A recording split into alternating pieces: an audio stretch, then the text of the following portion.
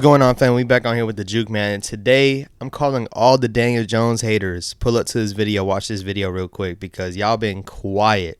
Haven't heard nothing from y'all in a little minute because you guys are just waiting for the moment for Daniel Jones to throw a pick or fumble or something. You guys are just plotting, waiting. But I see y'all.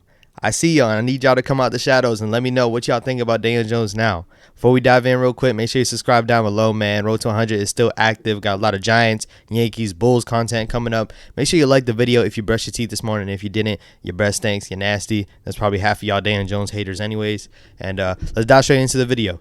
So the New York Giants are 5-1. Surprise to the league. Nobody expected them to be 5-1. I didn't even expect them to be 5-1. I'm not going to lie. I'm a Giants fan, and I didn't expect them to be 5-1. But something that also has to be credit. Obviously, everyone's giving credit to Brian Daboll. Saquon Barkley's looking good. Wink Martindale's looking good. Daniel Jones is looking good, too. At the end of the day, all Daniel Jones has been labeled as this turnover guy. This guy that's going to lose you games. You can't win with this guy. All these different type of labels that's been thrown on Daniel Jones. Daniel Jones is 5-1. The Giants are 5-1. 2 highs of his career so far. He's only thrown 2 picks in 6 games. Only 2 interceptions. And he's thrown 5 touchdowns. So a lot of people like to look at it. His passing yards, I throw that in there too. 1,000. He just hit 1,000 this past game. A lot of people want to talk about his stats are low. His stats are empty. Like, that's not the reason why they're winning. But you guys are not watching these games. Like, Daniel Jones is putting the team on his back. You look at our wide receiving core right now. Our wide receiver room in general. Kenny Galladay's out. It's not like when he was playing, he wasn't even doing anything anyways.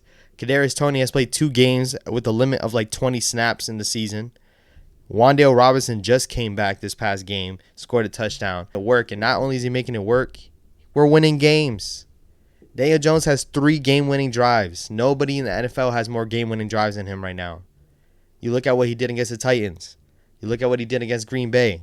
You look at what he did against the Panthers, albeit the Panthers are probably the worst team in the NFL, but their defense is not the worst defense in the NFL. I think everyone can attest to that. Daniel Jones is balling out right now, man. But at the same time, too, we haven't given him an O-line. Saquon Barkley has been hurt. When you don't have a running game, it's kind of tough to go out and throw the ball and not expect to make mistakes. We haven't had healthy receivers. And once again, the head coach position has been vacant and it hasn't been sturdy for a long time.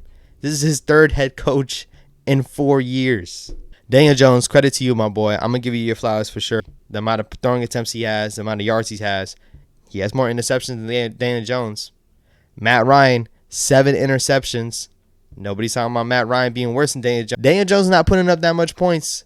But at the end of the day, all these quarterbacks weren't able to outscore him. It's not adding up to me. It's not adding up. And let me tell y'all real quick. Lamar Jackson, that interception late in the game, if Daniel Jones makes that play, y'all are killing him for it. Literally, he's going to be all over the media talking about Daniel Jones does it again. They need to move on. They need to find another quarterback. Do I think he's the answer? I'm not 100% sure. I need to see this over 18 games, over 17 games. But they do not get critiqued at the same standard as Daniel Jones.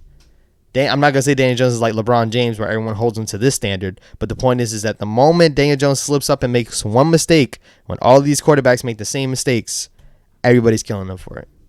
Daniel Jones, you got my approval, bro. Just keep balling out. Ignore the noise. He's playing in one of the biggest cities, one of the loudest cities in terms of when you're playing good, they love you. When you're playing bad, they hate you. They hate your guts. So shout out to Daniel Jones. He's been able to hold that side of it all in all, like for a long time. And shout out to Brian Daboll and Mike Kafka being able to scheme up the offensive schemes that we've been having. You've been seeing Daniel Jones, at the end of the day, he's not throwing the ball for that much, or he's not throwing the ball compared to other people, but he's one of the dangerous runners in the league at the quarterback position. To this point right now, Daniel Jones is 5th out of all quarterbacks in rushing yards, ahead of guys like Kyler Murray, Marcus Mariota, behind guys like Josh Allen.